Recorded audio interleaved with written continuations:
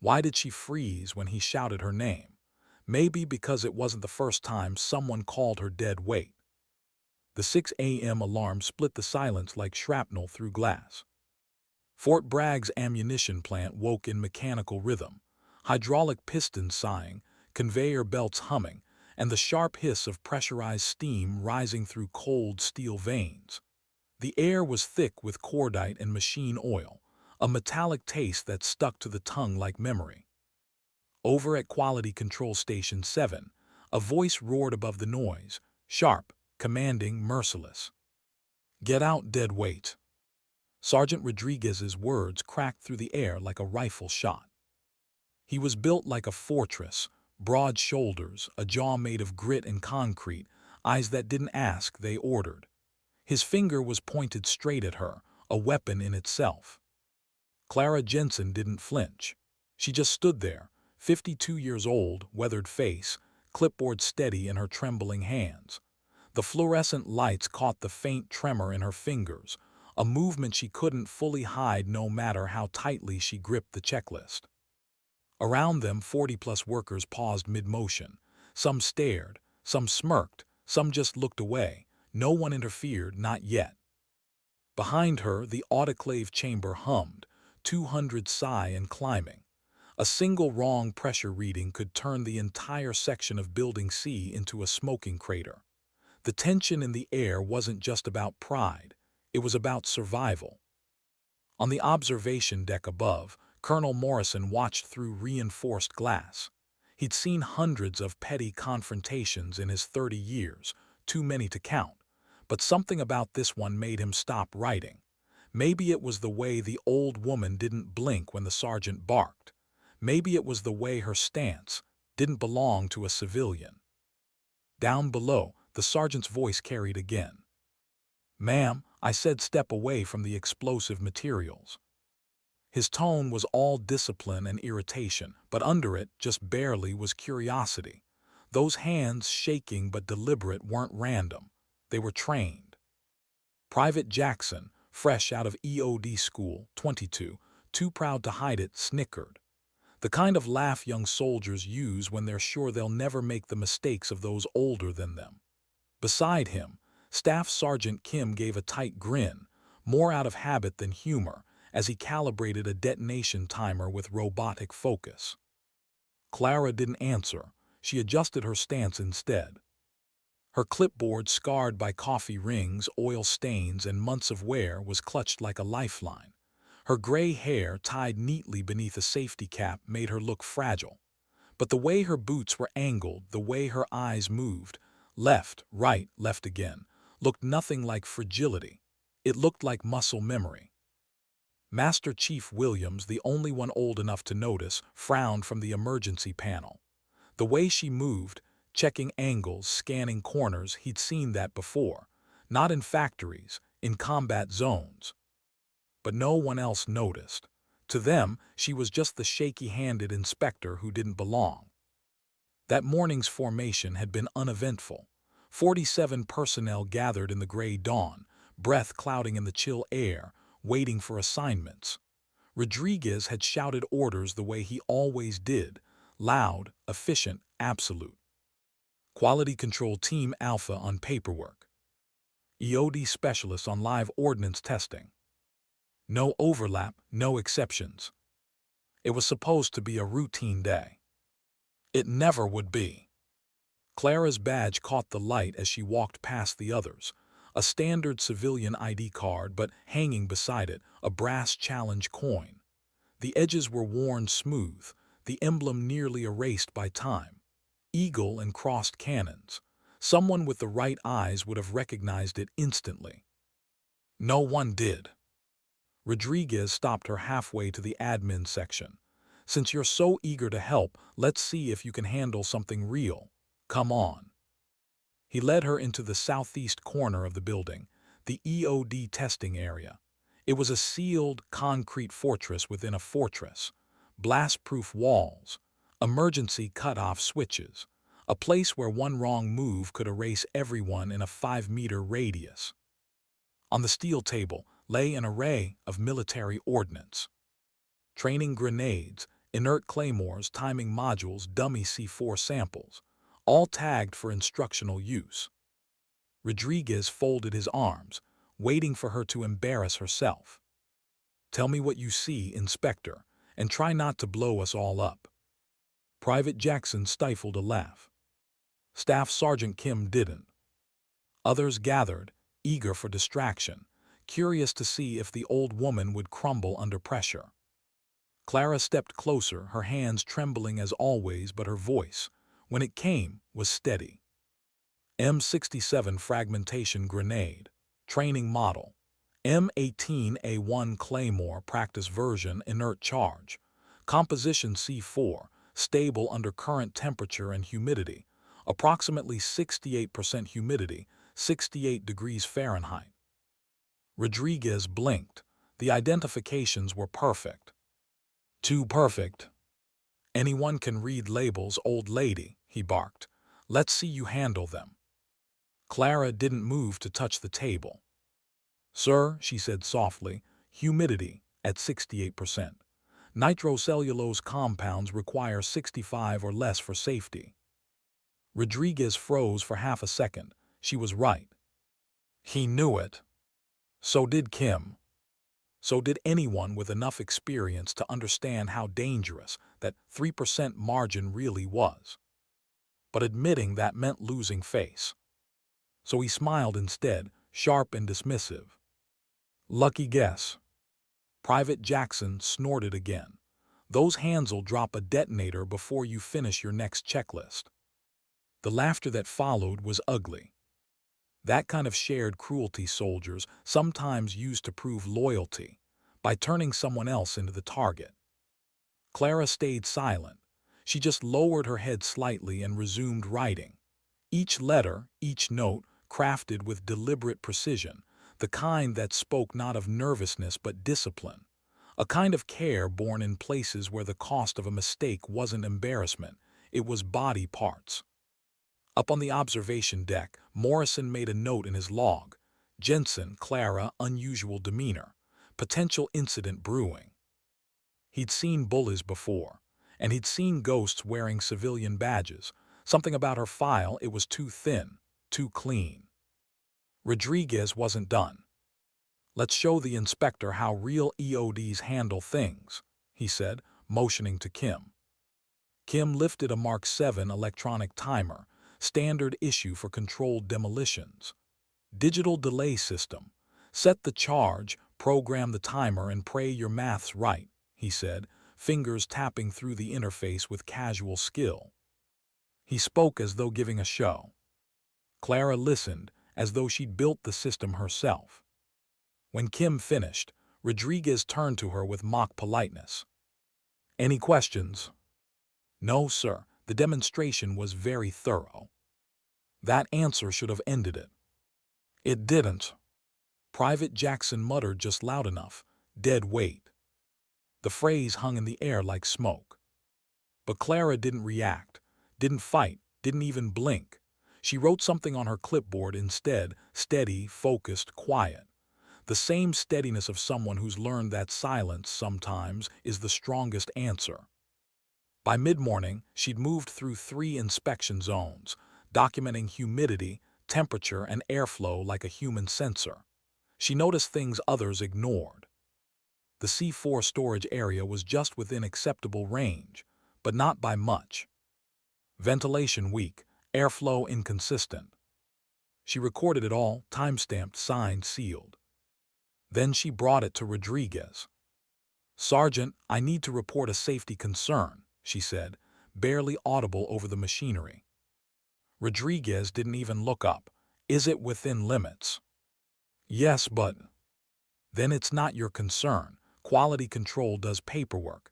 EOD handles explosives. Know your place." That line, "know your place," landed heavier than anything else he said that day. But Clara simply nodded and wrote another note. At 8:15, Captain Hayes arrived for inspection. A seasoned officer with a calm presence, the kind that didn't need to yell to be obeyed. He and Rodriguez exchanged formal greetings before Hayes asked, "How's the new inspector working out?"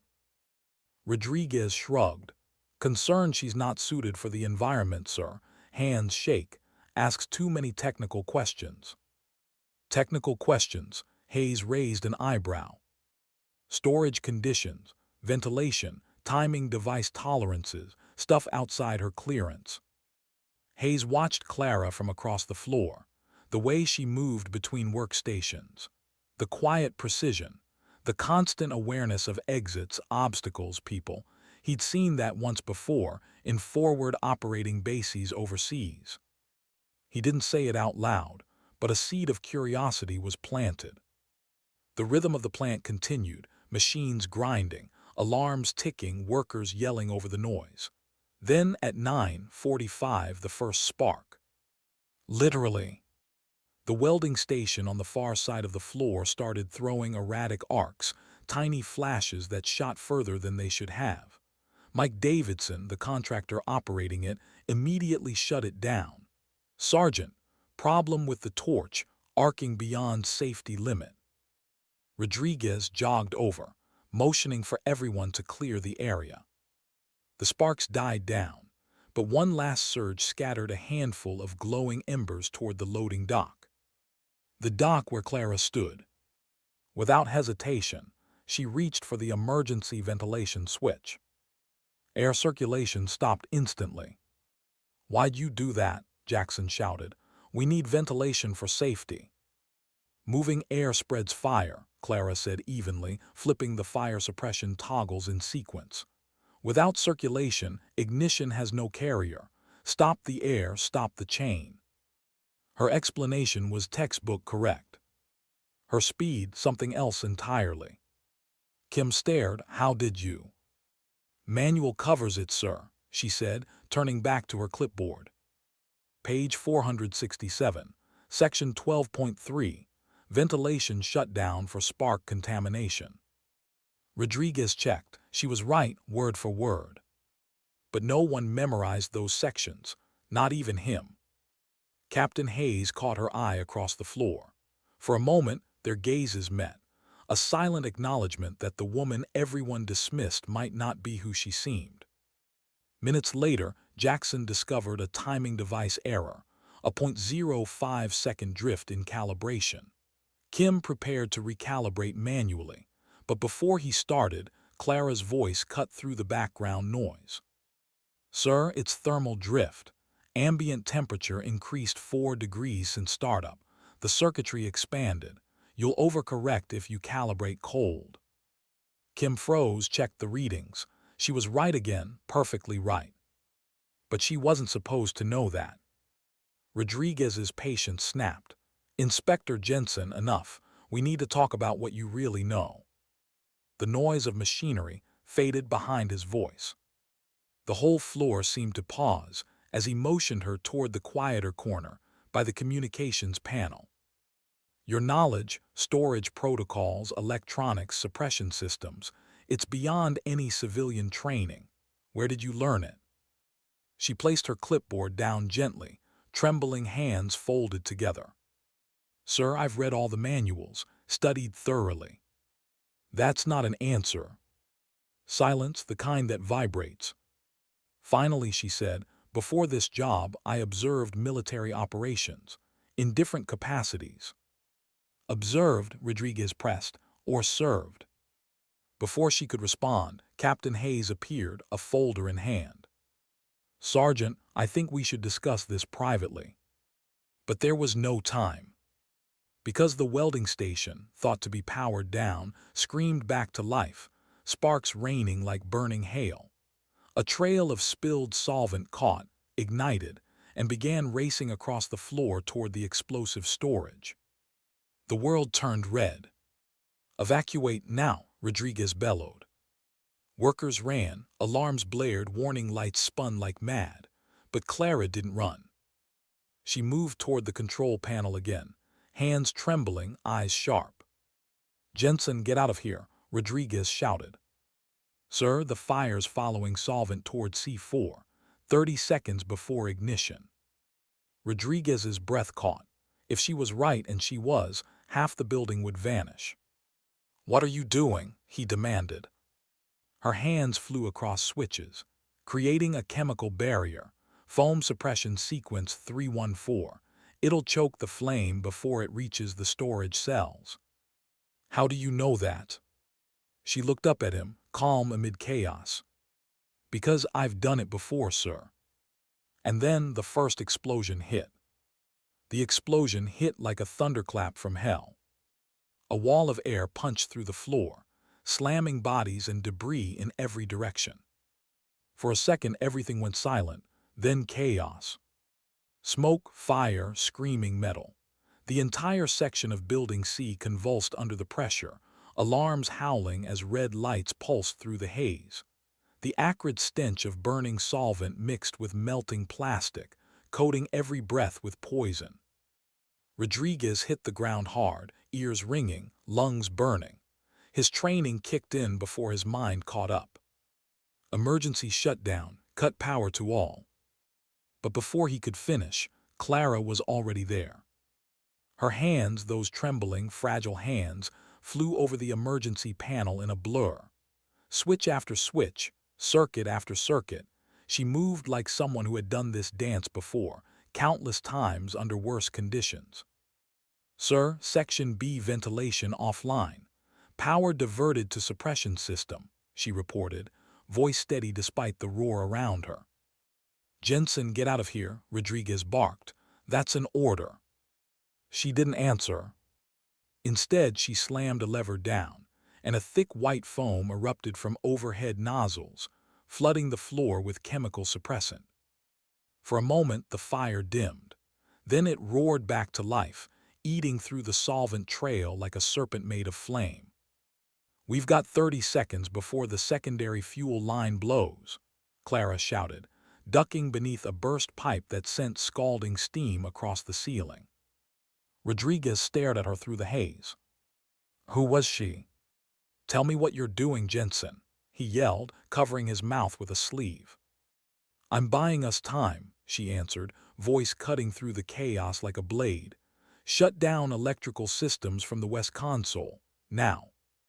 Rodriguez moved, muscle memory guiding him through the smoke.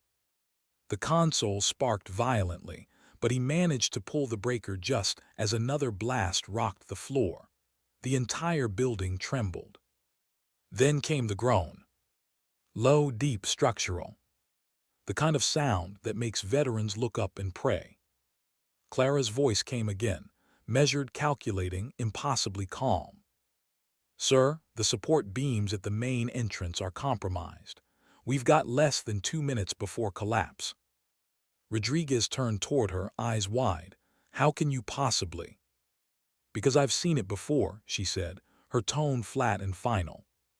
It wasn't arrogance, it was memory. And it froze him. Another explosion tore through the east wall, smaller but closer. Concrete cracked, ceiling tiles rained down. Someone screamed. Evacuate everyone out now, Rodriguez ordered. EOD techs and civilian workers poured toward the emergency exits, coughing, stumbling through smoke. The building was falling apart in slow motion, every groan of steel a warning. But Clara stayed behind. Through the swirling chaos, she moved like she could see an invisible map, a mind charting airflow, weight shifts, flame propagation, escape routes. Her trembling hands worked with mechanical precision, rerouting pressure valves, sealing compartments, calculating risk faster than anyone could think. Rodriguez tried to grab her arm. That's it, Jensen, move. Her reply came quiet. Not yet. If we abandon the system now, the C4 goes off in 90 seconds. He froze, 90 seconds to death.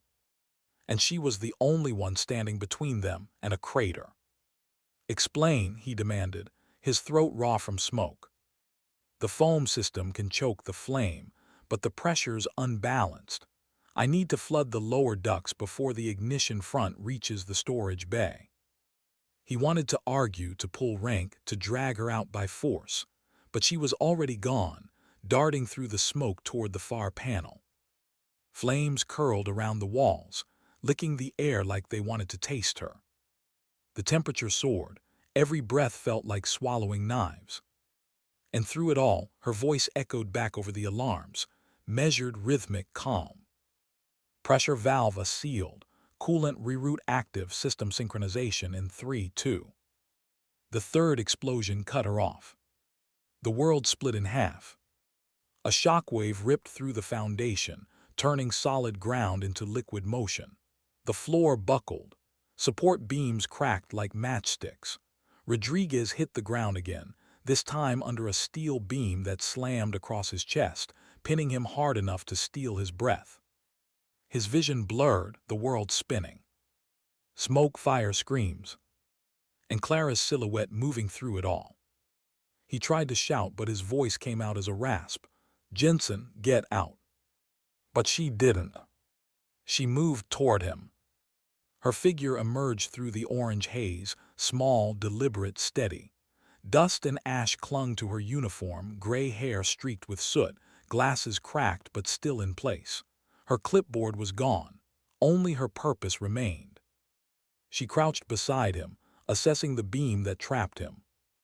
Her hands, those hands, hovered, reading angles, testing weight distribution. "Sir," she said quietly, "I can get you out, but you need to trust me." "Jensen." "Sir, please trust me." Something in her tone silenced him.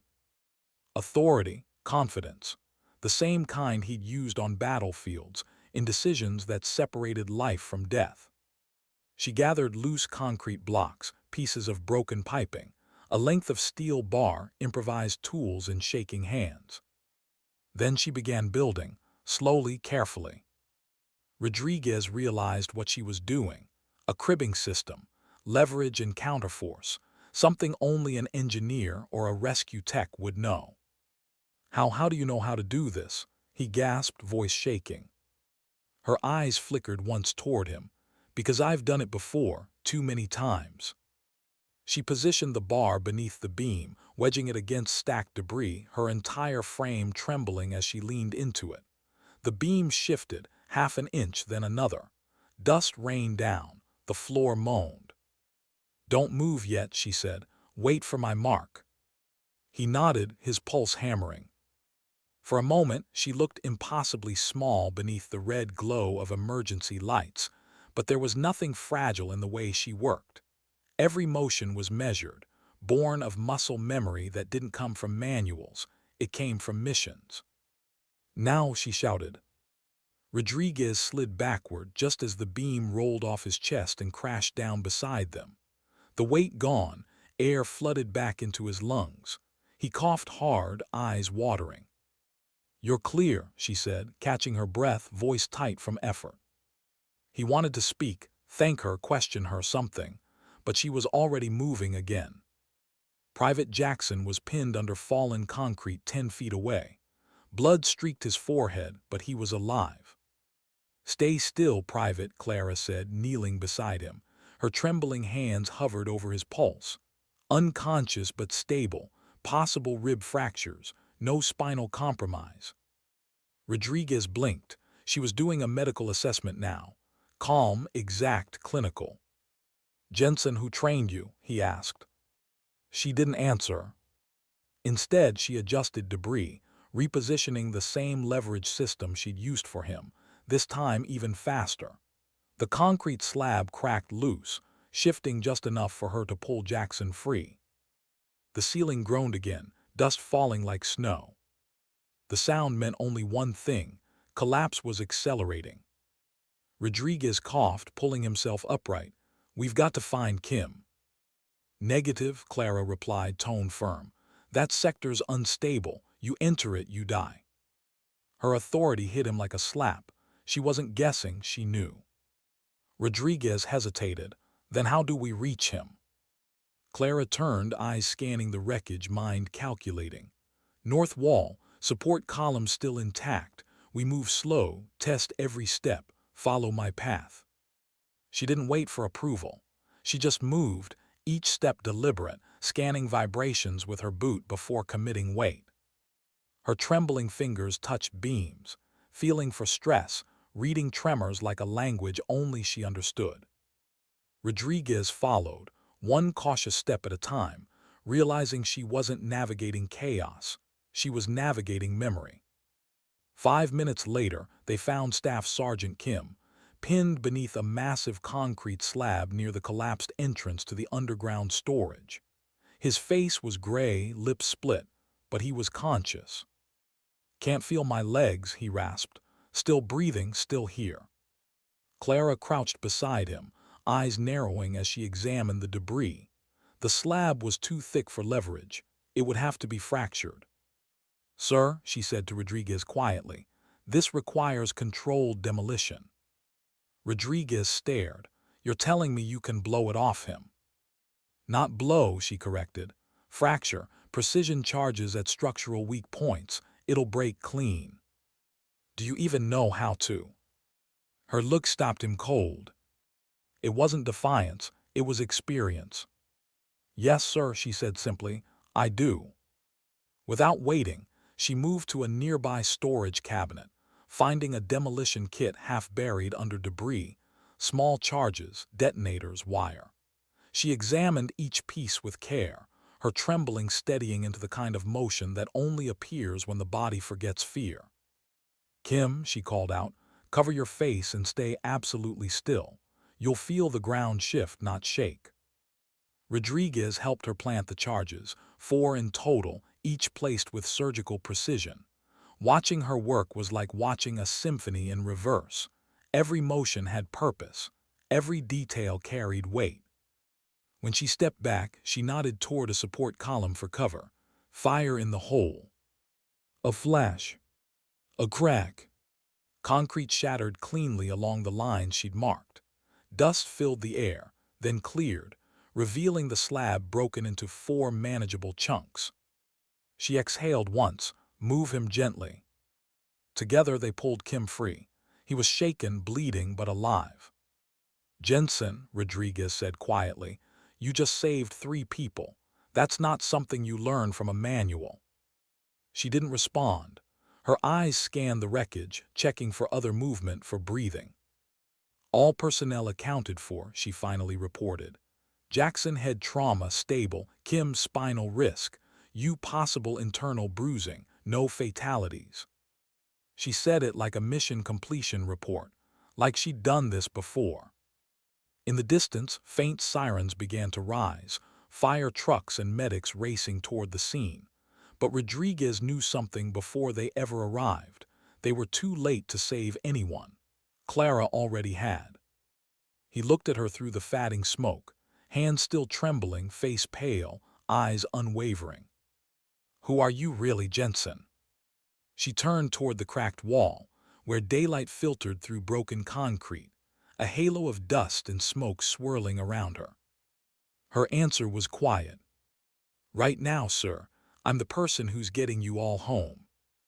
And for the first time since the alarms began, Rodriguez believed her. The sirens drew closer, rising and falling through the smoke like a wounded heartbeat. Outside, flashing lights painted the cracked windows red and white, while inside, everything felt gray, muted, trembling, alive only through the sound of settling steel. Rodriguez leaned against a scorched beam, trying to catch his breath. Every inhale burned, every muscle screamed, but the only thing louder than pain was disbelief.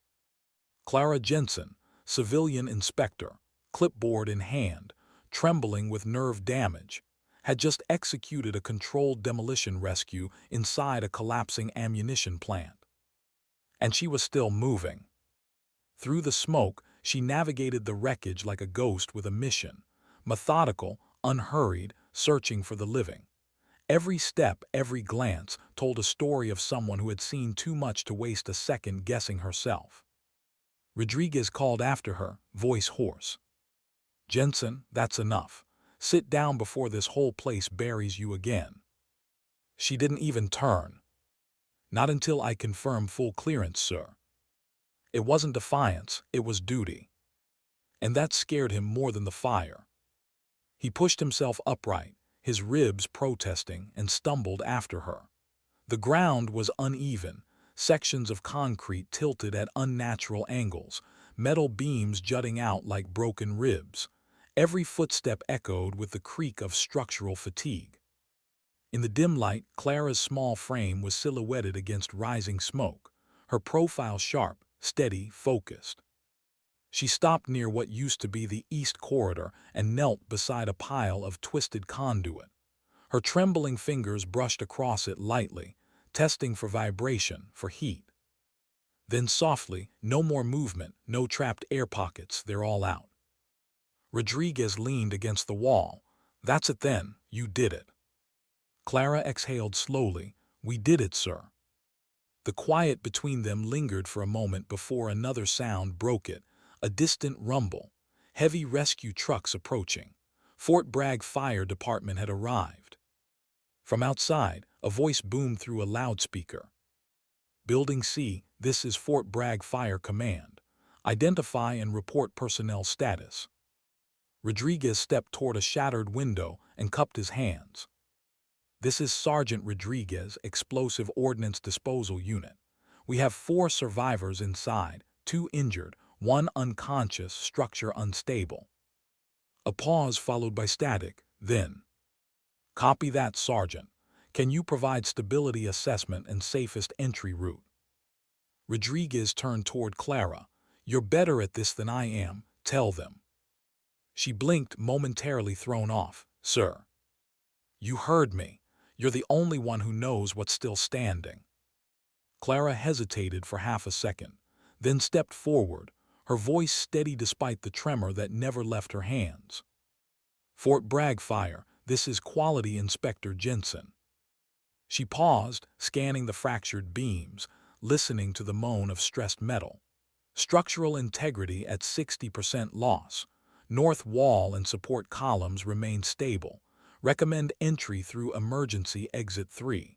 Mark the floor with green glow sticks to indicate clear path. There was silence on the other end, professional silence, the kind that meant respect. Then copy that, Inspector Jensen. Your readout matches drone telemetry. Stand by for extraction. Rodriguez watched her as the radio clicked off. The way she spoke, the way she took command without even meaning to. There was nothing civilian about it. The adrenaline that had carried them this far began to fade.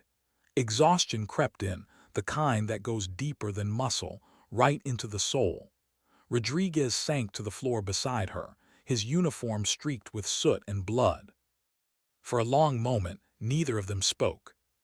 When Clara finally did, her voice was soft. You should rest, sir. You took a heavy hit to the chest. He gave a short laugh, one that came out more like a cough. You're giving orders now. Her lips twitched into something almost like a smile. No, sir, just suggestions that might keep you alive. They both looked around, the wreckage, the warped steel, the flicker of emergency lights through smoke. For the first time there was quiet, not peace but aftermath. Rodriguez turned his head toward her. Who are you, Jensen? She didn't answer, just stared into the haze, her expression unreadable. The faint whistle of air escaping through cracked pipes filled the silence like background noise to a memory she wasn't ready to share. Then faintly her voice, does it matter? He looked at her for a long moment. After what you just did, yeah, it matters. She glanced down at her trembling hands, flexing the fingers as if reminding herself they were still hers. I used to know who I was, she said quietly. Now I just try to be useful. Before he could ask more, the building shuddered again. Outside, fire crews had begun cutting through debris with diamond saws. The air filled with the scream of machinery and shouted commands. Clara rose, her body moving on instinct, scanning the area one last time. They'll breach the north wall first. Get Jackson ready for transport. Rodriguez nodded, still watching her. There was something haunting about the way she moved, like every motion carried the weight of a past she couldn't let go. 10 minutes later, the rescue team broke through, helmets, flashlights, oxygen tanks. A voice shouted, "We've got survivors." The beam of a flashlight caught Clara's face first, gray with ash, eyes burning but clear. The rescuer paused, visibly startled by the composure of the woman standing in the wreckage. "Ma'am, we're here to get you out." Clara just nodded. "Two injured behind me. Follow the marked path. Watch your footing, floor's unstable." The firefighter blinked, confused. Who's in charge in there?" Rodriguez stepped forward, voice firm despite exhaustion. "She is." The man didn't question it again. Within minutes they began moving the wounded, Jackson first, unconscious but breathing. Then Kim, strapped carefully to a rescue stretcher. Clara oversaw every motion like a surgeon directing a procedure, checking straps, verifying stability, refusing to leave until the last man was clear. When Rodriguez's turn came, she stood beside the rescue team, monitoring him with clinical detachment. "Easy," she said as they lifted him through the breach. "He's got bruised ribs, possible internal compression." The medics nodded, following her instructions like they'd come from command. Rodriguez caught her wrist as he was carried past. "You're coming too." "After everyone else," she said firmly. "Someone has to confirm the clear zone." "Damn it, Jensen, that's not a suggestion." Her eyes softened for the first time. "It's not disobedience, sir, it's habit." The words hit him harder than the beam had. 15 minutes later, she was the last person through the breach. The moment her boots hit the open ground, the north wall groaned and finally gave way, collapsing in a cloud of smoke and dust. If she'd waited another 30 seconds, she wouldn't have made it out. The medics rushed her immediately, oxygen mask, vitals, questions, but she waved them off. "Attend to the injured first." They tried insisting, she didn't budge. It was the kind of quiet authority that overrules rank without a word. When the chaos outside finally steadied, Colonel Morrison arrived at the scene. His uniform was immaculate despite the soot-filled air, his expression calm but edged with concern. He surveyed the wreckage, then his eyes found Clara. For a long moment he said nothing, just studied her face. "Inspector Jensen," he said finally, "I've been reviewing your personnel file. It's incomplete." She straightened slightly, instinctively falling into posture, shoulders back, chin level, a reflex too precise for a civilian. "Sir, all relevant information should be in my file." "Should be," Morrison repeated, studying her, "but it is." Rodriguez, standing nearby, caught the look that passed between them. Recognition, not curiosity, memory. "Do you two know each other?" he asked, but neither answered. Instead, Morrison turned to the fire chief. "Are we clear to enter for assessment?" "Negative, sir," the chief replied. "Structure's unsound. We'll begin controlled demolition once all personnel are accounted for." Morrison nodded, then looked back at Clara. "You did good work in there, Inspector." Her response was simple, "Just did my job, sir." But Morrison's gaze lingered. "I've seen just jobs before. What you did was command under pressure." He paused, his tone shifting. "And that's something you don't forget, even after retirement." Rodriguez blinked. "Retirement?" Morrison didn't answer. He turned and walked away, leaving silence behind him, one filled with more questions than relief.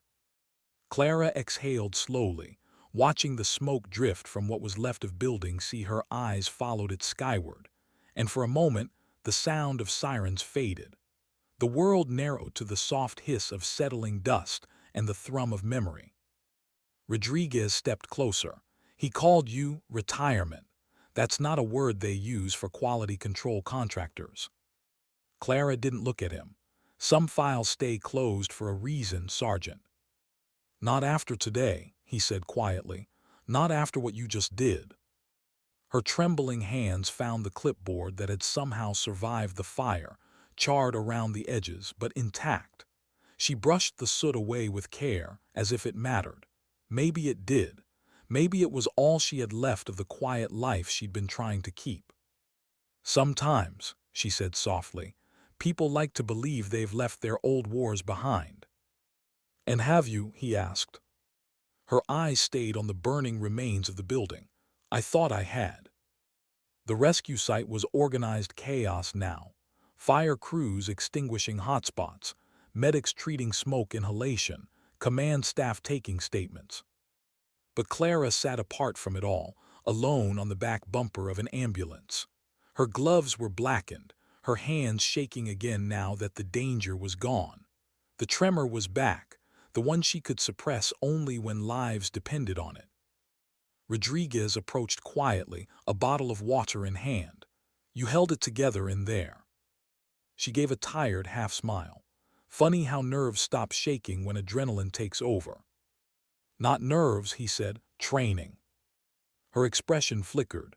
For the first time, he saw something like pain in her eyes. "Training fades, Sergeant. Reflexes don't." A medic approached, clipboard in hand.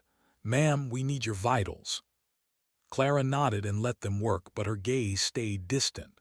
Not toward the wreckage this time, but toward something invisible, somewhere far away. Rodriguez followed her line of sight, but saw nothing, just the hazy dawn light breaking through clouds. Whatever she was seeing, it wasn't here. When the medic finished, she thanked them softly and stood. "I'll give my report to Captain Hayes." Rodriguez nodded, but his mind was still racing. Mastery of demolition, structural assessment, combat-level calm. There was no way this woman was just a civilian. He watched her walk toward the command tent, still shaking, still standing tall. And for the first time all day, he felt something new.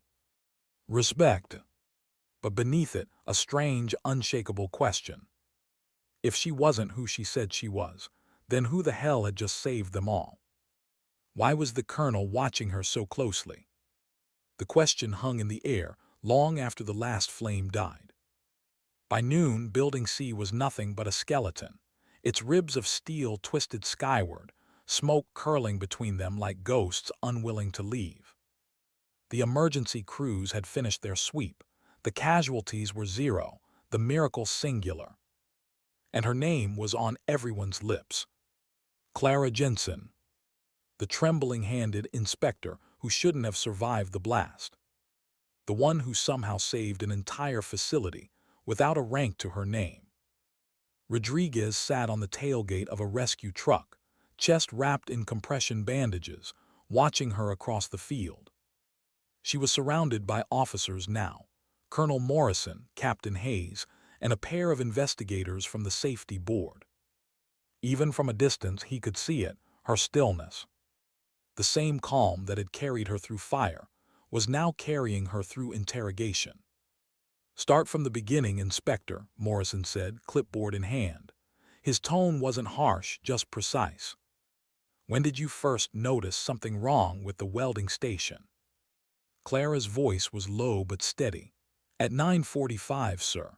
Operator reported irregular sparks. I advised immediate shutdown."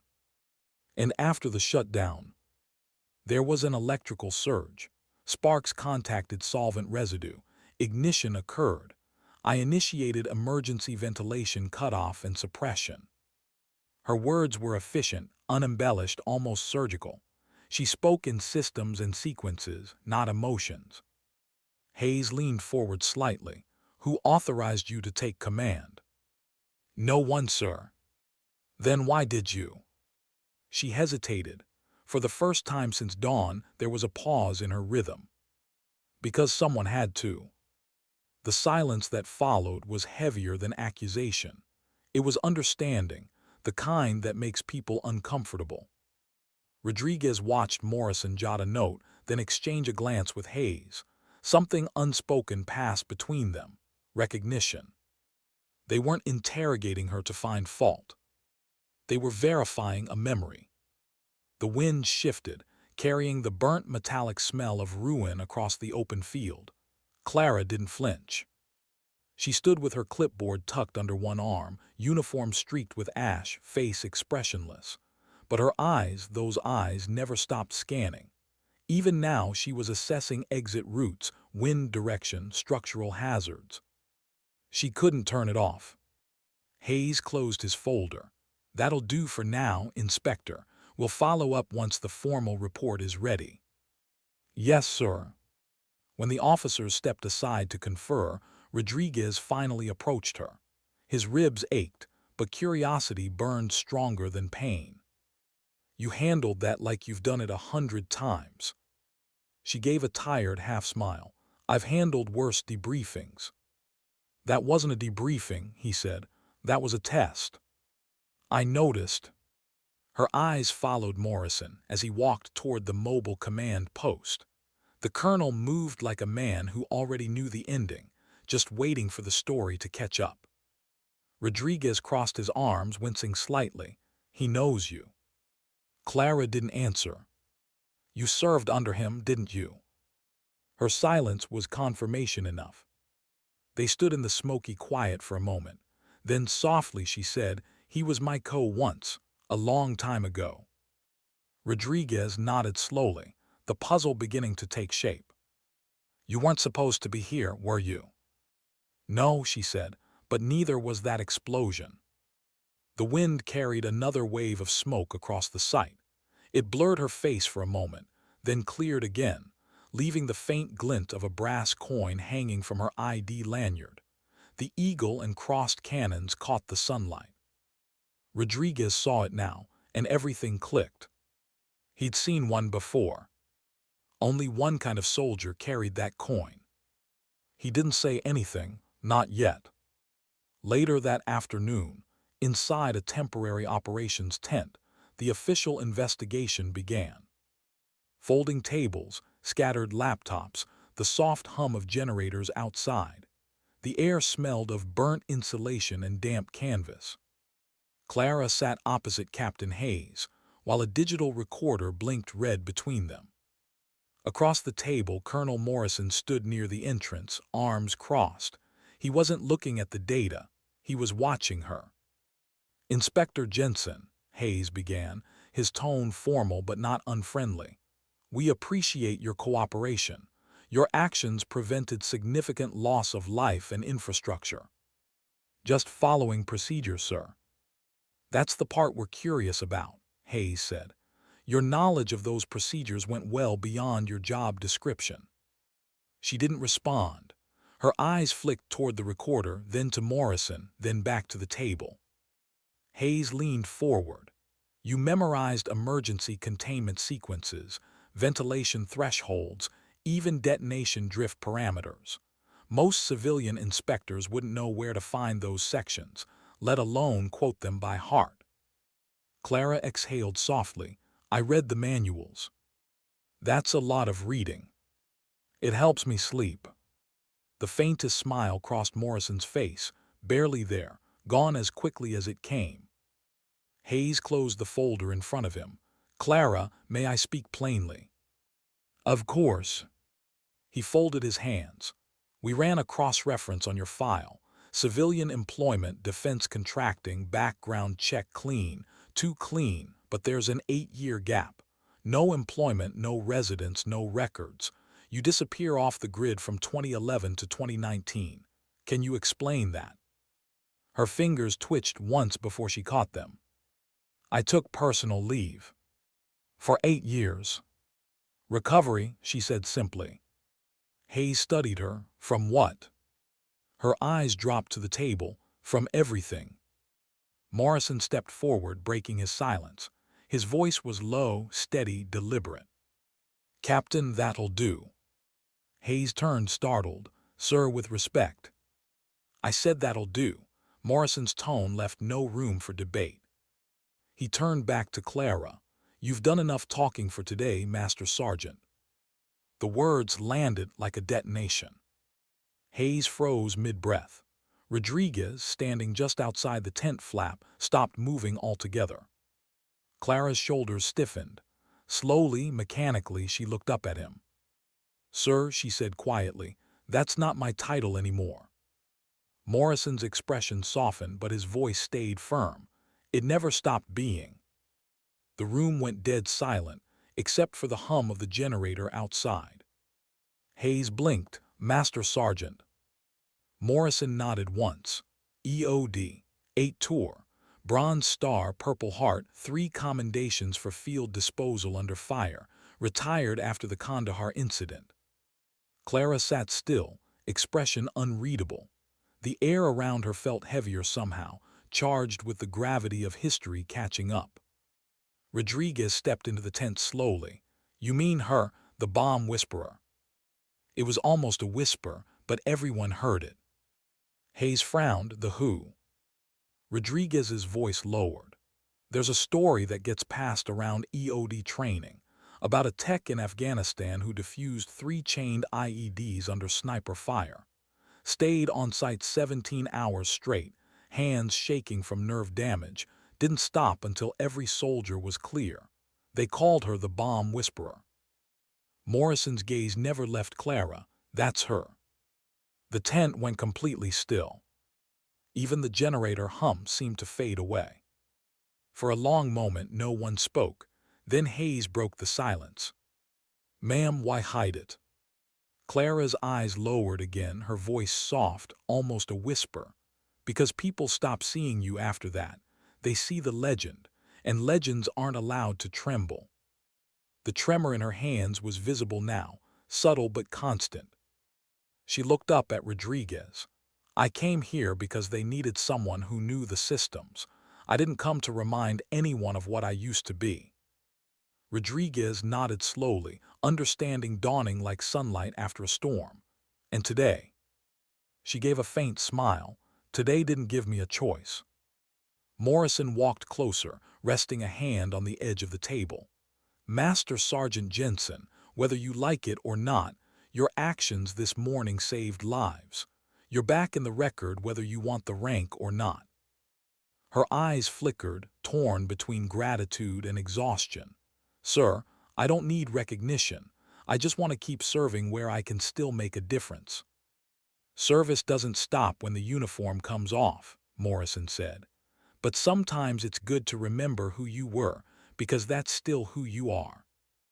The words lingered, soft, but cutting through the air like truth always does. Hayes cleared his throat. "If I may, sir, she's more than an inspector.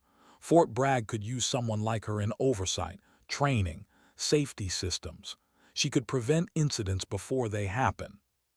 Rodriguez looked between them. "With respect, sir, she already did." Clara sighed quietly, shoulders sinking under invisible weight. "I'm not who I used to be." "No," Morrison said gently. "You're better, because now you know what it costs." For a long moment, no one spoke. Then Morrison gathered the papers and closed the file with finality. "The board will classify the details of your service, as before, but your record here will show exemplary conduct under emergency conditions." He paused, then added softly, "I'll make sure of that myself." "Thank you, sir," Clara said, voice barely audible. Rodriguez caught her eyes as she stood. "You should have told us," he said quietly. She gave a faint, bittersweet smile. "You wouldn't have listened." He wanted to argue but couldn't. She was right, he wouldn't have.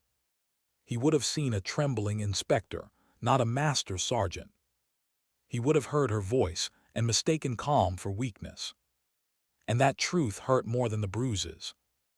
Outside, the sun was dipping low, painting the wreckage gold. The fire crews were gone now, leaving only silence and the smell of scorched earth. Clara walked alone through the debris field, boots crunching over glass and metal. She stopped where the autoclave had stood that morning, the same place Rodriguez had called her dead weight. The same place she'd stood her ground. The same place she'd almost died doing what no one believed she could. She crouched slowly, running her fingers along the soot-darkened floor. The tremor was worse now, exhaustion amplifying it. She didn't fight it anymore. She let it shake. Behind her, footsteps approached. Rodriguez again. He stopped beside her, quiet for a long time before saying, "When I called you that back there, I didn't know." "I know," she said softly. "You weren't the first." He shook his head. "But I'll be the last." A thin smile ghosted across her lips. "Promises like that don't hold long in uniform." He chuckled softly. "Maybe not, but I'll try." They stood there in the fading light, surrounded by ruins that smelled like endings. But for her it didn't feel like an ending, Not quite. It felt like something waking up again, something she'd buried long ago under layers of routine, anonymity, and trembling hands. The sun dipped lower, the shadows grew longer, and for the first time since morning, Clara Jensen, the bomb whisperer, let herself breathe. Why did coming back feel like standing on the edge of a blast again? 3 days after the explosion, Fort Bragg was almost quiet. The smoke had cleared, the debris fenced off, and the reports typed neatly into files. But under the order, something restless lingered, like a hum beneath the concrete. And in the middle of it all, Clara Jensen walked the perimeter alone, a clipboard tucked under her arm as always. She stopped at the north gate, where the wind carried the smell of scorched insulation and pine. Her eyes lingered on the yellow tape across building, see a small sign read under investigation. But she wasn't thinking about the building. She was thinking about what Morrison had said before she left that tent. Service doesn't stop when the uniform comes off. The words followed her like a shadow she couldn't shake. She looked down at her hands, the tremor back again, faint but constant. 3 days ago, they'd built leverage systems and detonated charges. Now, they struggled to hold a pen steady. Funny how purpose steadied what therapy never could. Inspector Jensen. The voice startled her from behind. Rodriguez jogged toward her, uniform pressed, ribs taped beneath his vest. He looked healthier, even managed a grin. You planning to rebuild the place yourself, or just haunting it? She smiled faintly, just making sure the ghosts behave. He laughed, then caught her tone. You're not sleeping, are you? She didn't answer. The silence was enough.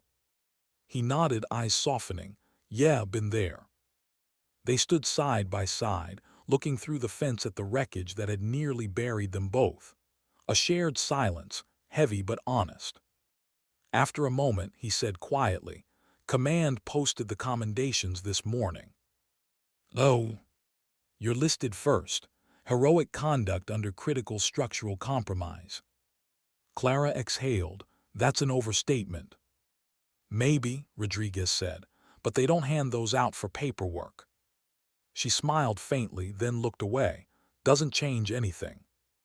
No, he said, but it reminds people what you're capable of. He watched her face shift, just slightly, like a small crack in old armor. You're not staying on as an inspector, are you? He asked. Her pause was answer enough.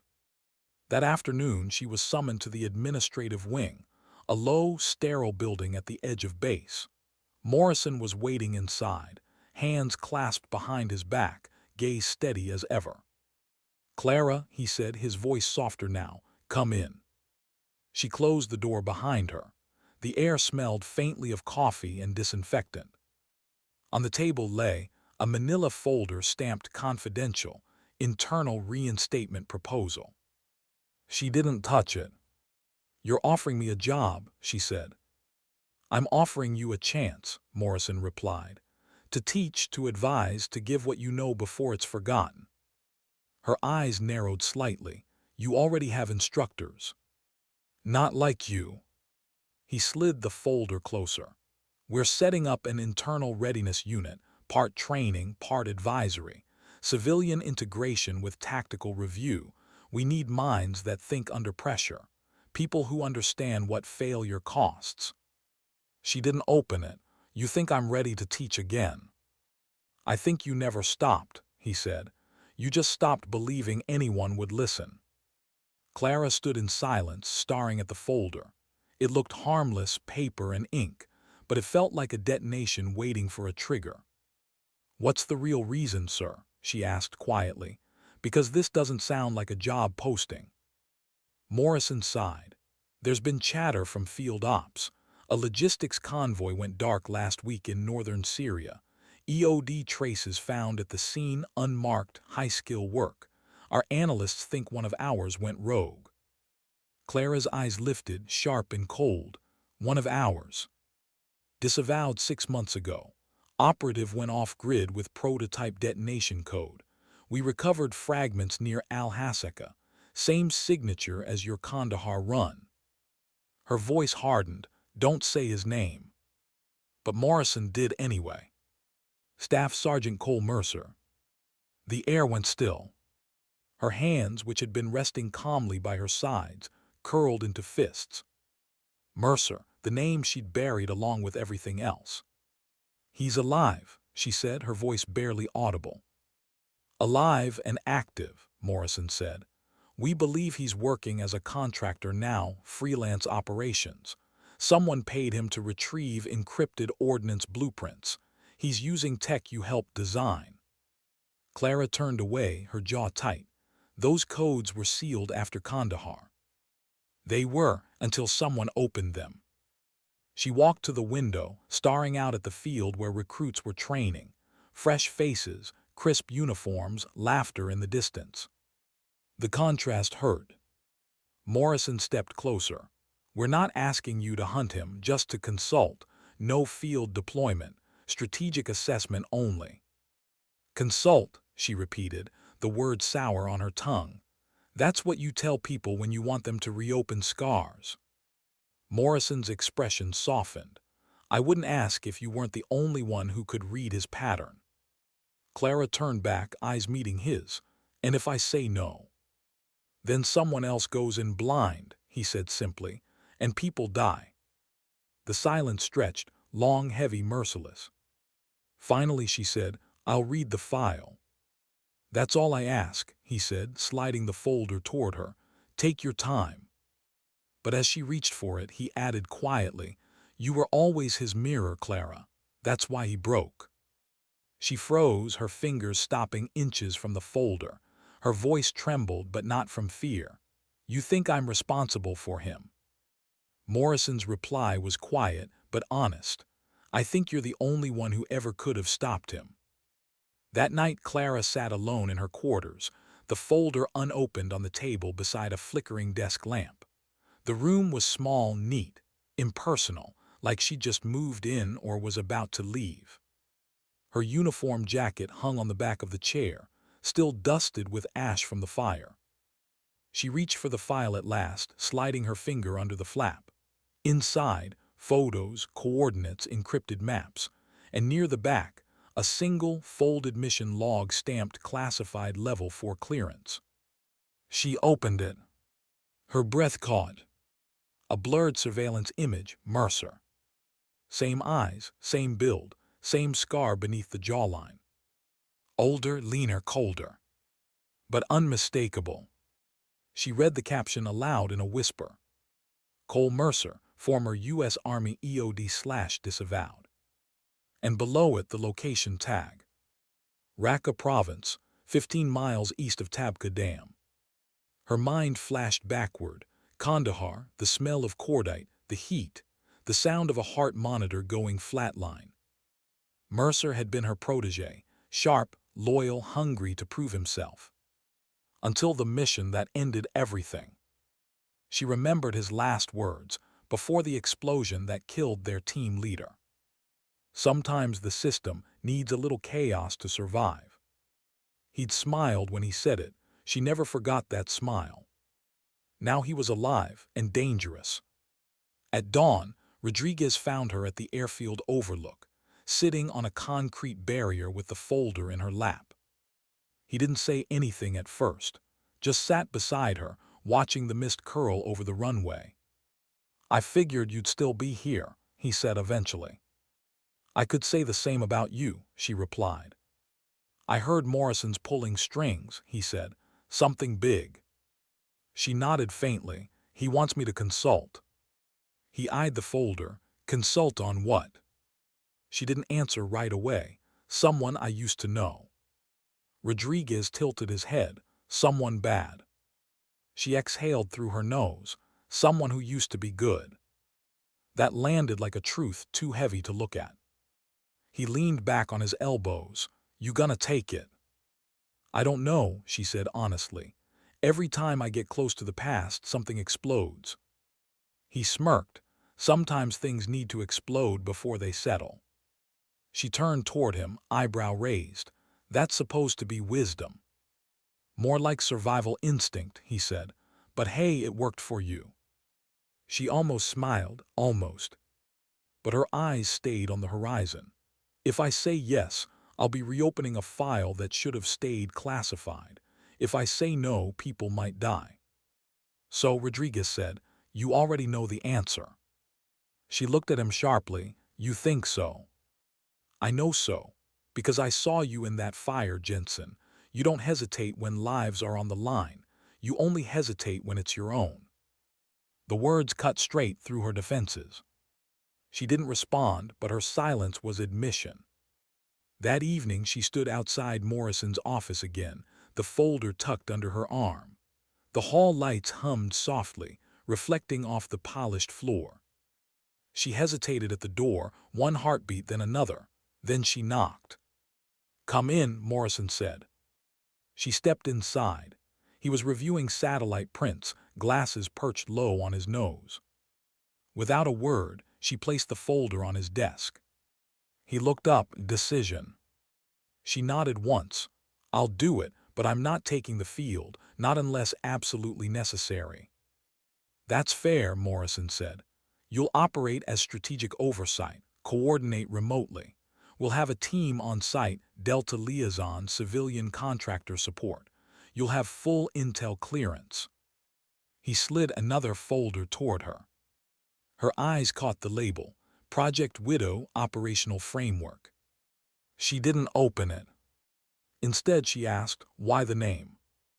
Because, Morrison said quietly, it's what the battlefield leaves behind. For a moment, neither spoke. Then she nodded once, crisp and deliberate, the same gesture she'd given 100 times in briefing rooms long ago. Then let's begin, she said. Morrison smiled faintly. Welcome back, Master Sergeant. But when she left his office, the smile faded. He stared at her signature on the authorization form and whispered under his breath, I just hope it doesn't kill you twice. Outside, the night air was cool and still. Clara paused under the floodlight, tilting her face to the wind. She could smell rain coming, sharp, metallic, familiar. The kind of smell that always came before something changed forever. She thought of Mercer's face in that photo, of the soldiers who'd trusted him, of the explosion that had ended their last mission together. And for the first time in years, she felt the faint spark of something she thought she'd lost. Not anger, not vengeance, purpose. Her hands were still trembling, but it didn't matter. She learned long ago, steady hands don't save lives. Steady hearts do. Why did the silence feel more dangerous than the explosions ever did? 2 weeks later, the war room in Fort Bragg's tactical division pulsed with low light and quiet purpose. Rows of monitors cast soft blue glows across the room, each one showing satellite feeds, encrypted maps, and real-time telemetry. And in the middle of it all sat Clara Jensen, her posture calm, her eyes scanning every flicker of movement. This was her new battlefield. No dust, no noise, no shrapnel. Just data. And ghosts that lived inside coordinates. Transmission log from Raqqa inbound. A tech called from the next console. Drone 6 just picked up heat signatures along the perimeter. Looks like someone's testing detonation sensors.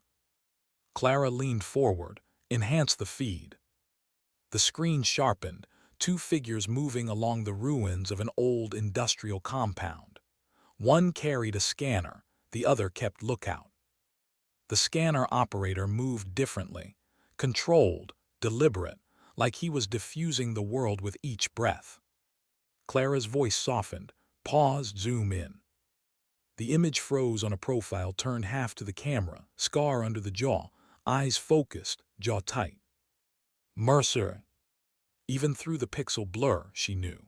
The stillness gave him away, the same calm before chaos that had made him brilliant and unbearable at once. Rodriguez, seated beside her as liaison, leaned closer. That him. She didn't answer. Her silence was confirmation. Looks like he's working with locals, he said. Not military, hired guns. Clara nodded slightly. Mercer doesn't work for anyone. He lets people think he does. The tech turned toward them. We've intercepted partial comms, ma'am. Encrypted signal bursts every 7 minutes. Could be relay testing. Could be, she murmured. Or he's mapping the field network before planting something bigger. Morrison entered quietly from behind. Status. Clara pointed to the map.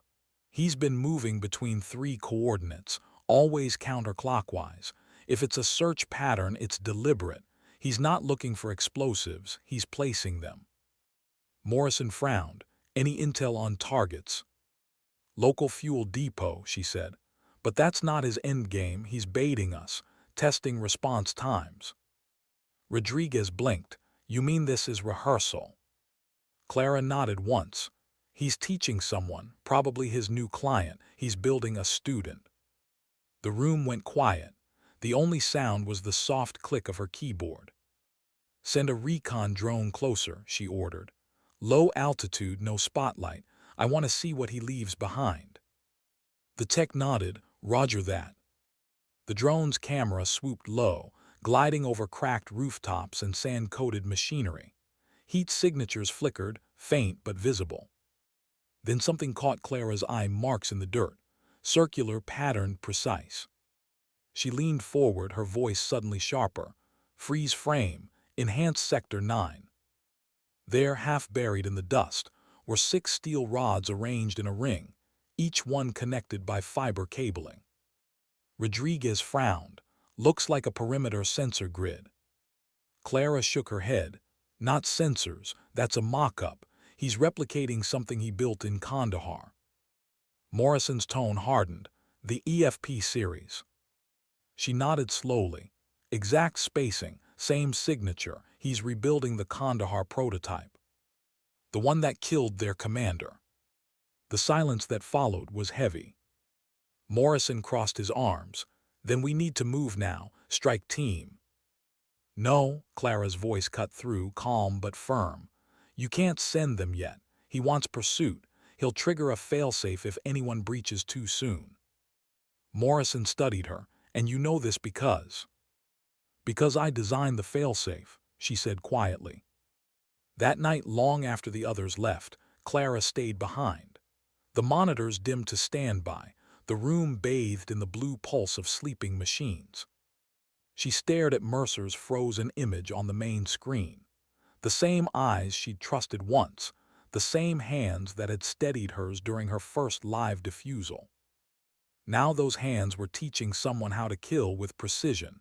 She'd taught him to control. Why Cole, she whispered. The walls didn't answer, but the silence did. It pressed against her like the weight of unspoken guilt. She reached for her thermos, but her hands trembled too much. Coffee sloshed onto the table. She didn't bother to wipe it.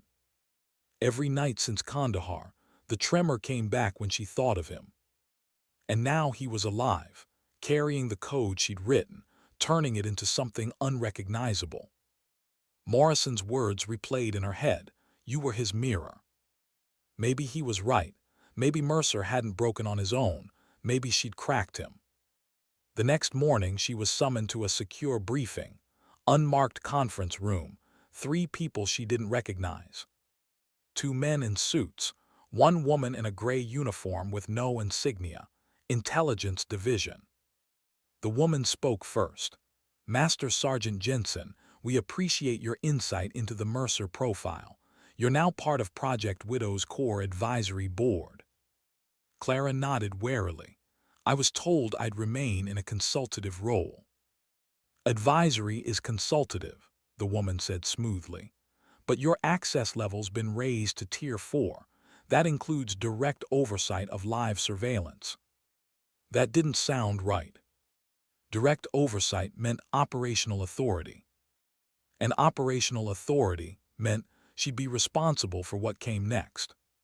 Clara's jaw tightened. Who authorized this upgrade? The woman smiled thinly. Command review. Colonel Morrison signed off. That caught her off guard. Morrison hadn't mentioned this. The woman continued. Your familiarity with the Kandahar architecture gives you predictive capability. We'll feed Mercer's movements through your system model. Your job is to anticipate his next strike location. Nothing more. Clara studied her face. And what happens when I find it? The woman's eyes didn't flicker. Then we eliminate it. There it was, the part they hadn't said out loud. This wasn't about prevention. It was about preemption. She glanced at the other two men, silent, watchful. Their job wasn't to talk, it was to record reactions.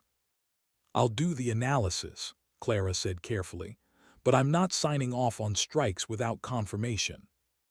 Understood, the woman replied, though her tone made clear she didn't understand at all. As Clara stood to leave, the woman added, "For what it's worth, Master Sergeant, we read your file. Kandahar wasn't your fault." Clara paused at the door. She didn't turn. "It wasn't anyone's fault," she said softly. "It was everyone's." Back in the command center, Rodriguez found her hunched over the main console, surrounded by data feeds. "Still here," he said, setting a coffee cup beside her. "You ever sleep?" "Only when I forget I'm awake," she said dryly.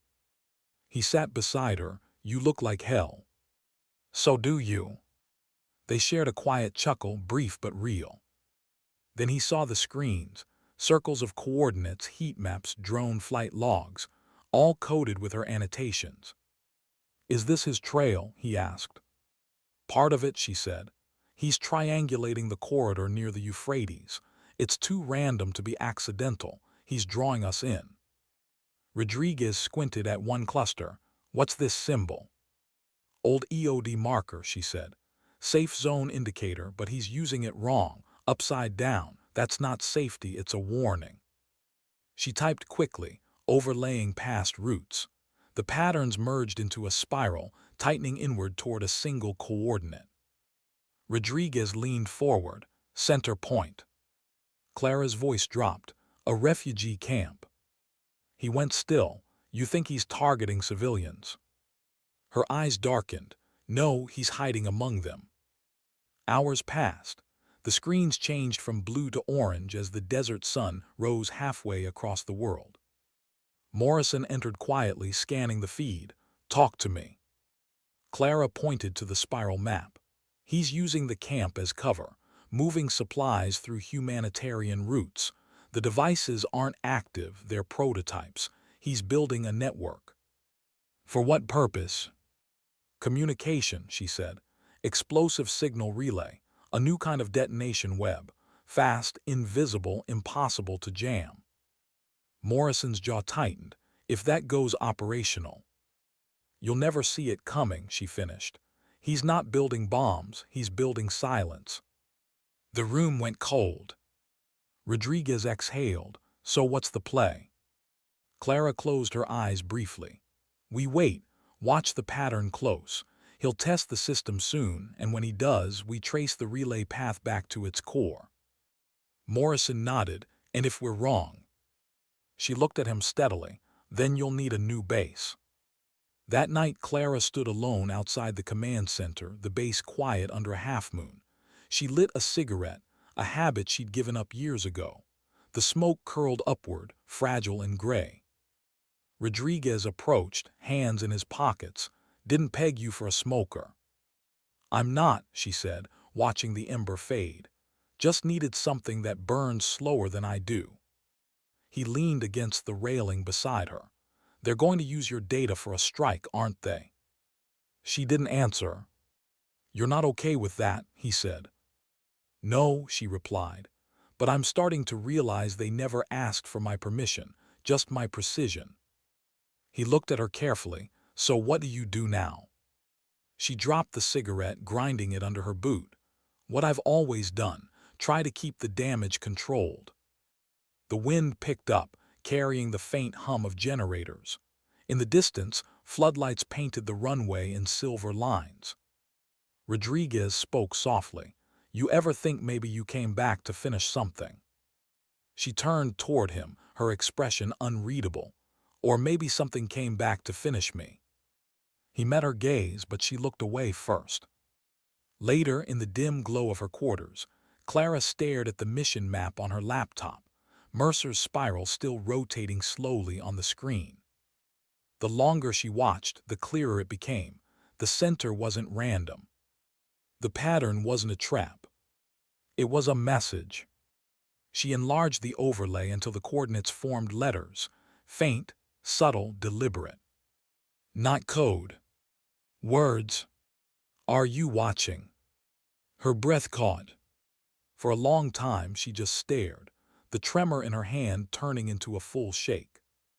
Then, with a whisper of disbelief, she said it aloud. Yes, Cole, I'm watching. What if the man she was hunting wasn't the villain at all? The question came to her in fragments, through static, through half-sentences, through the quiet hum of sleepless nights spent staring at maps. Every new feed, every intercepted signal, every breath between alarms. It all led to the same impossible thought. Maybe Mercer wasn't attacking. Maybe he was warning. Clara hadn't told anyone yet, not Morrison, not Rodriguez, not the intelligence board. She needed proof first, but the more she studied the data, the more the pattern spoke to her. Mercer's spiral wasn't random. It was a containment arc, an old EOD tactic for isolating unstable fields. He wasn't building a weapon. He was locking one down. The realization left her both terrified and furious. Because if she was right, the strike order on his position would kill the one person trying to stop a disaster before it began. And she'd be the one who led them to him. The next morning, she entered the command center early, long before the others arrived. The only sound was the faint buzz of fluorescent lights and the hum of the mainframe servers. She keyed into the encrypted feed manually, bypassing standard authorization. Every keystroke echoed like a confession. Lines of code scrolled across the monitor until Mercer's latest transmission appeared, a single data burst. She decrypted it slowly, expecting coordinates or blueprints. Instead, it was a voice file. Her breath caught as the waveform loaded. She pressed play. Cole Mercer recording. If you're reading this, it means I didn't finish in time. The system's live, not mine anymore. Someone rewritten the relay. They think they're using me, but they've already armed it. Tell Morrison he's not the hunter, he's the decoy. Pause. And Clara, if you're there, walk away. You can't disarm something built on a lie. The file ended. For a long time she didn't move. The air around her felt heavier, the room darker. She replayed his words again, slower this time, each syllable landing like a heartbeat. They armed it. They were using him. And Morrison was the decoy. Her hand hovered over the keyboard, trembling violently now. She'd been helping them target him, feeding intel straight into the system Mercer was warning her about. She felt sick. By noon, the base was buzzing. The intelligence team had confirmed Mercer's location near Raqqa. Morrison was preparing the strike authorization. Drones were already airborne. Rodriguez found her packing near the observation deck, eyes unfocused. You okay? He asked carefully. She turned to him slowly. They're going to kill him. He frowned. You mean Mercer? Clara, the guy's gone rogue, he's setting up. No, she cut in sharply. He's trying to stop what someone else started. Rodriguez blinked. You've got to be kidding. I heard his voice, Rodriguez. He's not lying. The relay's compromised. Someone hijacked it. Who? She shook her head. Not sure. Maybe not even domestic, but if they strike now, they'll trigger the entire grid. The relay will cascade. He stared at her. Cascade. She looked at him with eyes that didn't blink. Every sensor will chain react. It'll look like a nuclear signature. Global response protocols will activate. You'll have 3 nations scrambling defenses in under 10 minutes. Rodriguez swore under his breath. Jesus Christ. I need to talk to Morrison, she said. In the briefing room, Morrison stood over a digital map, his tone all command and precision. Drone strike authorization confirmed. Window for engagement, 22 minutes. Cancel it, Clara said, stepping inside. Morrison didn't look up. Not now, Jensen. Sir, you don't understand. The relay isn't offensive, it's containment. That made him look up. Come again. He's not building a bomb, sir.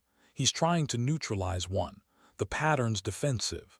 The detonation grid isn't active, it's suppressing a buried payload. Morrison's eyes narrowed. Do you have proof? I have his voice, she said, and a data burst. He's trying to stop a rogue network from triggering it remotely. He exhaled slowly, rubbing his temple. Clara, you've been inside too long, you're seeing ghosts. No, sir, you're ignoring them. She stepped closer, urgency cutting through her calm. If you strike him, that containment fails, and whatever's under that site goes live. Morrison's jaw tightened. Even if that's true, we can't risk him activating it first. He's not the threat. Then who is? Her silence was answer enough. Morrison turned away, his tone colder. Strike remains active. Sir, that's in order. When she left the briefing room, her pulse was pounding in her ears. Orders or not, she couldn't let it happen. She caught up with Rodriguez near the hangar. I need access to the uplink terminal. He frowned. Why? I'm going to jam the targeting link. His eyes widened. That's treason. It's survival. Clara. She grabbed his shoulder. Rodriguez, listen to me. If I'm wrong, I'll take the court-martial. But if I'm right, we're about to light a fuse we can't put out. He stared at her for a long moment, then exhaled. You've got 10 minutes before they notice. Inside the uplink control bay, the room glowed with red tracking markers, each one locked onto a coordinate in northern Syria. A hum filled the air. The drones were armed, awaiting launch codes. Clara moved to the central terminal, bypassing biometric locks with override keys she shouldn't have remembered but did. Rodriguez stood by the door, glancing at his watch. 8 minutes. She typed fast, fingers shaking, breath shallow. Her code injection slipped through one firewall, then another. Come on, come on. 5 minutes, Rodriguez warned. The system fought back, autocorrecting, rewriting, counter-encrypting. Whoever built it was good, too good. Then she saw it, an embedded tag buried in the control code, a single signature line. Property of Titan Systems, Defense Corp. Her stomach dropped. Rodriguez, she said quietly, this isn't a military system, it's private. He frowned, meaning someone outsourced the strike software. They're controlling the failsafe remotely. She looked up, realization cutting through the fog. They're not striking Mercer, they're testing him. The comms unit crackled. Morrison's voice filled the room. Clara, Rodriguez, step away from the terminal, that's an order. She froze. Sir, you can't. I said step away. His voice wasn't angry, it was controlled, calculated, like he already knew what she'd found. You knew, she said softly. You knew Titan was running this. Morrison sighed through the comm. They're contracted analysts. We needed precision modeling. You're using a civilian corporation to carry out a military kill order. No, Clara. I'm using a corporation to prevent a global incident. She shook her head slowly. That's not what this is. Then tell me what it is. She looked up at the ceiling camera, meeting his invisible gaze. It's bait. Mercer's the only one who can decrypt the original relay code, and you're letting Titan flush him out. Sometimes, Morrison said quietly, you need bait to catch the real threat. Her voice hardened. He's not bait, sir, he's human. There was silence. Then Morrison's tone changed, colder, final. You're relieved of duty, Master Sergeant. Rodriguez took a step forward. Sir. Escort her to holding. The line went dead. She stared at the console, the countdown timer ticking down from 3 minutes. Her mind moved faster than her fear. Titan's control line ran through a secondary satellite band, private, unregulated, easy to jam if you knew the right frequency. She did. She typed one last command, her trembling fingers steadying as adrenaline surged. The room lights flickered once, then the screens went black. Rodriguez stared. "What did you do?" "I blinded them." The countdown froze at 0001. No launch, no strike. For a second, neither of them moved. Then he let out a shaky laugh.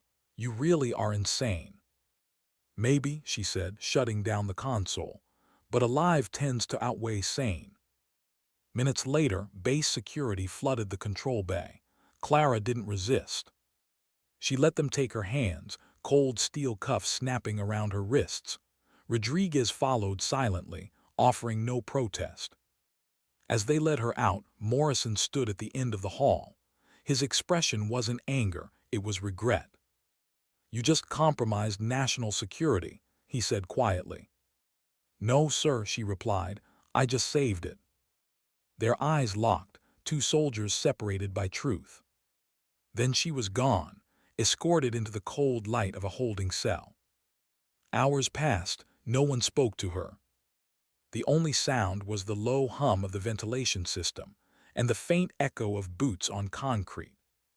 She sat motionless, staring at her hands. The tremor had stopped completely now. Funny, she thought, peace only came after mutiny. The door hissed open. Morrison stepped inside alone. He sat opposite her, the silence between them stretching thin. Finally he said, "You were right." Her eyes lifted slowly, the cascade. He nodded. "Titan's system went dark right after your override.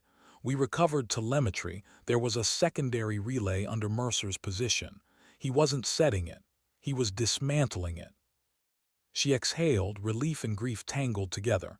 "What about Mercer?" "Unknown. His signal disappeared 5 minutes after your shutdown." She swallowed hard. "So he's alive." "Maybe," Morrison said. "Or maybe he finished what you started." He stood to leave, then paused. "Command wants a full review. Titan's being pulled. But you might not have a post after this." "I didn't do it for the post," she said.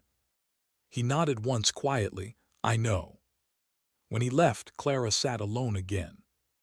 The adrenaline had faded. The silence returned. But this time it felt different, not heavy, not cruel, just earned. She leaned back against the cold wall and closed her eyes. Outside, thunder rolled faintly in the distance. Rain. For the first time in years, she smiled. Because somewhere out there, a man she once trained might finally be doing what she taught him. Not to kill, to contain. How do you return to a life that no longer fits you? Weeks passed after the shutdown. The base returned to order, at least on the surface. The wreckage of Building C was cleared, the reports filed, the systems rebuilt. New inspectors walked the halls where she once stood. But every time someone mentioned her name, the air in the room shifted, a mixture of respect, confusion, and something like fear. Clara Jensen had become a story again. The bomb whisperer. The woman who defied orders and stopped a war that almost began. Only she didn't feel like any of those things. She just felt tired. Her discharge hearing was quiet, almost ceremonial. No handcuffs, no lawyers arguing, just a long table, 3 officers, and a sealed folder marked Internal Review, Classified Outcome. Colonel Morrison was there, sitting a little apart from the others. His eyes met hers once, the same mix of pride and regret she'd seen too many times before.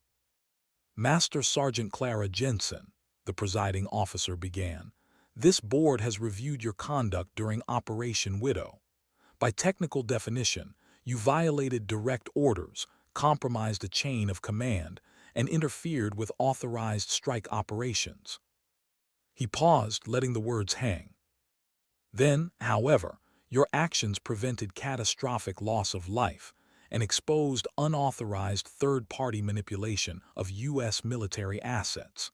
The board therefore concludes disciplinary measures will not be pursued." Morrison spoke quietly. Effective immediately, you are released from all active consultancy and reinstated status, with full honors, pending your choice to accept or decline. Her voice came soft. Choice. He nodded. Reinstate or retire, you've earned both. For a moment she looked down at her trembling hands, then back at him. I've had enough orders for one lifetime, sir. The faintest smile touched his face. Then make this one your own. He signed the paper, the folder closed. And just like that, her service, again, was over. She walked out of the hearing room into the sunlight, blinking against the glare. The day was clear, the air sharp with the smell of pine and jet fuel. Freedom didn't feel the way she expected. It didn't feel light. It felt quiet. Rodriguez waited outside, leaning against a jeep. His grin was easy, but his eyes searched her face. So, he said, you're a free woman. I guess so. You guess. She gave a tired shrug. Freedom's louder when you've got somewhere to be. He laughed softly. You could stay, they'd take you back in a heartbeat. I know, she said, that's the problem. He studied her for a moment. Then what now? She looked past him toward the road disappearing into the Carolina woods. I don't know. Maybe see what silence sounds like when it isn't punishment. Rodriguez nodded slowly. You ever need company in that silence? I'll know where to find you, she said, smiling faintly. He returned it, you better. They shook hands, and for a long moment, neither let go. Then she turned, climbed into her old pickup, and drove away from Fort Bragg without looking back. A week later, she was living out of a small cabin on the edge of the Blue Ridge Mountains. No uniforms. No alarms. Just morning fog and the hum of cicadas. She woke early every day, made coffee with hands that still shook, and watched the sun climb over the ridgeline. The tremor never stopped, but neither did her breathing. Both, she decided, were reminders she was still alive. Her radio sat silent on the counter most days except for the static. She left it on anyway. The silence between bursts had become company. One evening, as rain tapped gently against the windows, a faint transmission broke through the static, barely audible but there. A male voice, distorted, familiar. Clara, if you're hearing this, it means I've finished it. Her breath caught. She turned up the volume, heart pounding. The relay's gone. The network's dead. Titan won't rebuild it, not after what you did. They'll bury it, same as us. Pause. A crackle, then softer. You were right. Sometimes stopping the blast means becoming the one everyone blames for it. I learned that from you. She pressed a hand to her mouth, eyes burning. Mercer. Alive somewhere out there. I'm heading off-grid, don't come looking. You've done enough saving for both of us, just live, yeah. Static swallowed the rest. She stood there frozen, the rain blurring against the glass. And for the first time in years, she let herself cry, not from fear or guilt, but release. Days passed after that. She fixed small things around the cabin, took long walks along the ridges, wrote letters she never sent. Each night, she'd sit on the porch with a cup of coffee, watching the valley lights blink in the distance. Sometimes she imagined one of them might be him, some forgotten outpost, some quiet shadow in the world still doing what they both knew best, keeping things from breaking. And sometimes she wondered if Morrison had been right, that service never really ends. It just changes shape. One afternoon, a letter arrived without a return address. No stamp, no markings. Just her name, written in a hand she hadn't seen in years. She opened it slowly. Inside was a single dog tag, dented, scorched, old, and a folded note. You taught me how to listen to the quiet before it goes wrong. I used to think silence meant weakness. You showed me it's where courage hides. A CM. She read it twice, then set it down beside her coffee mug.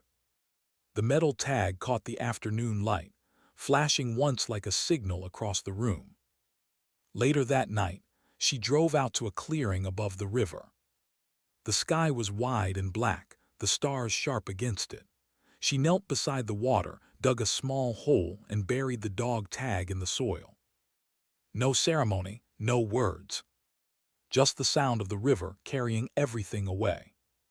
When she stood again, the wind picked up, carrying the scent of rain and iron. She looked toward the horizon and whispered, "Rest easy, Sergeant." Then she turned back toward her truck, the headlights cutting twin paths through the dark. Months passed. The world moved on, as it always does. News outlets spoke briefly of an averted detonation near Raqqa, no details, no names. The incident disappeared into classified silence. But somewhere in the system, buried under layers of encryption, one note was appended to the official file. Operation Widow prevented. Analyst recommendation. Subject Jensen acted beyond protocol but within conscience. Below that, Morrison's signature, and one final line he added himself. Sometimes, the only way to stop a blast is to become the shield. Winter came early that year. Snow blanketed the cabin, the air still and sharp. Inside, Clara sat by the fire, reading an old field manual she'd kept from her EOD days. Every page was underlined, every diagram memorized. But she wasn't reading it for knowledge anymore. She was reading it to remember who she'd been and who she'd chosen to become. The clock ticked softly, the fire popped. Her hands still trembled, she smiled at them. It no longer felt like weakness. It felt like proof. Outside, the snow fell heavier, coating everything in white silence. Through the window, the reflection of the fire danced across the glass, soft,